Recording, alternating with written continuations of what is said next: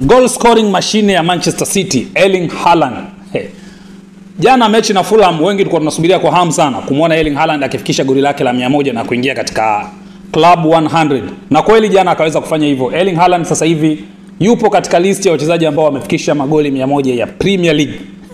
Tena ameingia kibabe zaidi. Ameweza kufikisha magoli 100 kwa kuvunja rekodi ya Alan Shearer. Kwa hiyo kwa sasa hivi Erling Haaland ndiye mchezaji aliyefikisha magoli 100 akiwa na mechi chache zaidi.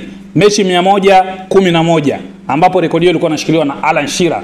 Alan Shearer yeye alifikisha magoli 100 akiwa na mechi 124. So mechi 13 nyuma ya Alan Shearer. Bwana huyu kijana inabidi sasa atafutiwe sehemu apelekwe. Hapa EPL sio size yake tena, kashavuka. Okay, jana Fulham na Manchester City. Goli ni 4-5. Mechi moja goli 9. Wengi wanashangaa, wengi wamekuwa surprised na matokeo. Wanasema kwamba Manchester City ana ukuta mbovu, Manchester City hivi and this and that.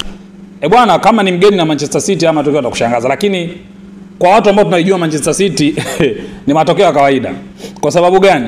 Guardiola ni mtu ambaye anacheza highline.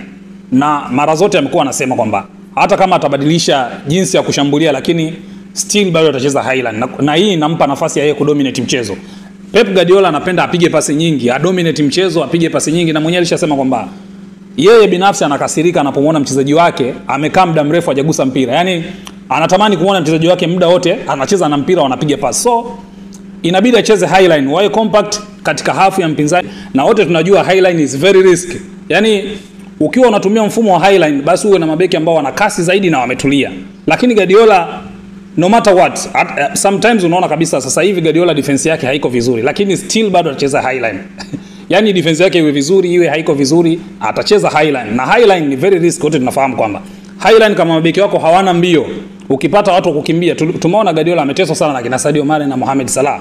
Misimu yote alikuwa anashindana na Liverpool na Jurgen Klopp. Mara nyingi Sadio Mane na Mohamed Salah ni watu walikuwa wanamuumiza kichwa. Kwa sababu gani? Wana speed. Kwa hiyo ukiwa unacheza highline ukapata viungo ambao wanajua kupeleka zile through pass, penetration pass, wanakumaliza mzee. Kwa hiyo Pep Guardiola anaamini katika highline no matter what, na mwenyewe alishasema yeye hatakuja kubadilisha, hatakuja kubadilika katika highline. Na sio kama, na akasema sio kama anasema hivi kwa ukaidi, hapana. Mimi naamini katika highline, na highline inaniruhusu mimi kudominate mchezo. Na very true, kwa sababu mkicheza highline itabidi mcheze kwenye hafu ya mpinzani.